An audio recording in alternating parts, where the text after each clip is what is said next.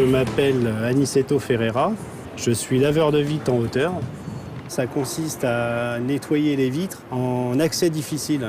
On est amené à ou intervenir à la corde ou avec des nacelles. La difficulté, c'est qu'on démarre sur un arrondi.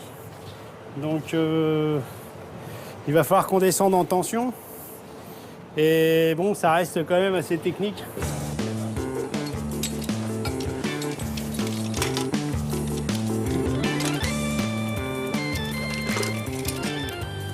Quand on décide de faire ce métier, oui, c'est le côté sensation forte, adrénaline.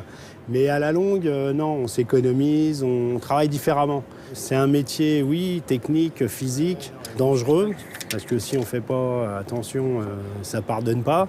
Mais bon, avec un minimum de connaissances, de formation, il n'y a quasiment aucun risque. On rigole pas avec la sécu, hein. De la corde, il y en a. Hein. Ah, il faut que tu arrives là. Pas là. Là, essaye de là. On apprend essentiellement la descente en rappel, le changement de corde, donc tout ce qui est sécurité, les facteurs de chute. Ce qui me plaît plus dans ce métier, c'est le sentiment de liberté. Le fait de ne pas être enfermé entre quatre murs. Bon, c'est vrai qu'il y a les aléas, voilà, le climat, il y a tout un tas de facteurs qui font que ça peut être désagréable, mais il y a plus de positifs que de négatifs. Quand le travail est bien fait, même si c'est éphémère, même si on nettoie, il y a une averse, on a l'impression qu'on n'a rien fait.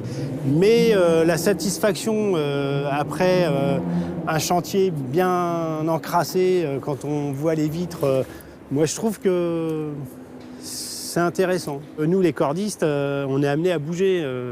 Donc on fait toute la France, on fait différents sites.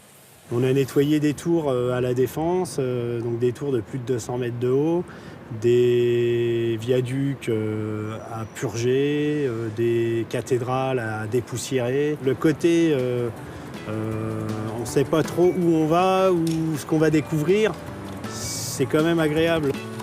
Si on fait bien son métier, quel qu'il soit, je pense qu'on peut être que fier de ce que l'on fait.